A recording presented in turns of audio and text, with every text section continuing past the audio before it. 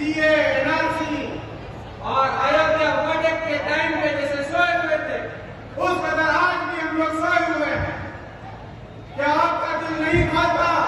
क्या आपके दिल में कोई भी जरूरत नहीं है कि हम इस एक्ट के ऊपर, इस बिल के ऊपर हम अपनी कुछ कॉन्स्टिट्यूशनल बात रख सके?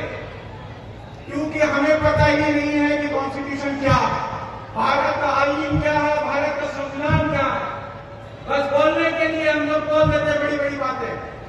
हमारे ऊपर 2014 से back to back chronological order में हमें बोलते हैं बहुत अच्छे तरीके से क्रोनोलॉजी समझो। आज हम आपको समझाते हैं कि मुसलमानों के लिए किस कदर की क्रोनोलॉजी यूज की जा रही है और उनकी आइडियोलॉजी क्या है और उनका पैशन क्या है मुसलमानों को लेकर।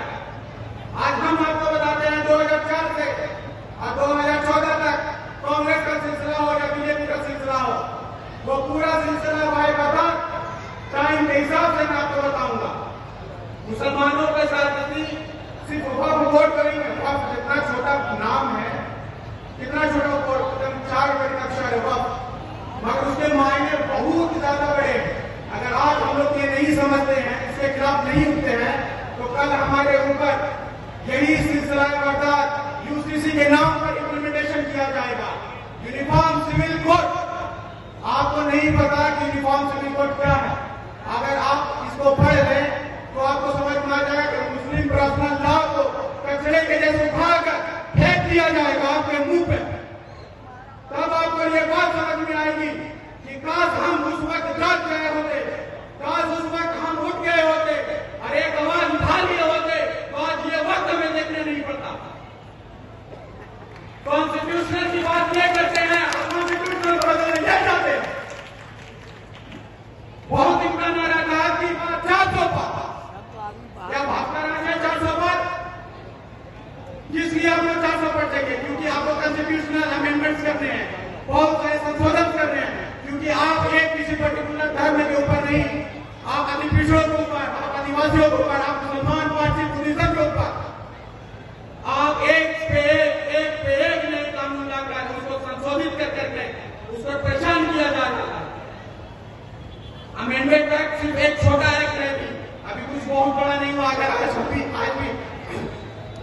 आज भी अगर हम लोग अपनी पूरी शिद्दत से अपने घरों से निकलकर आज भी कॉन्स्टिट्यूशन अगर पढ़ा जाए सुप्रीम कोर्ट में लगभग 65 पिटीशन फाइल हुए, बहुत कम है।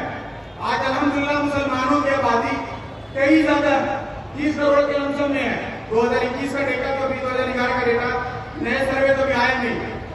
और सिर्फ हमें बहुत शर्म की बात है कि हम लोग घर में सोए रहते। सिर्फ और सिर्फ सुप्रीम कोर्ट में 65 पिटीशन आए, जिसमें एक असदुद्दीन ओवैसी साहब का है, एक मोहम्मद आसिफ सीपीआई के उनका है, इमामत शरिया का है, और भी अलग अलग लोगों ने पिटीशन दायर किया। क्या हमारे कस्बे में वो जान नहीं थी?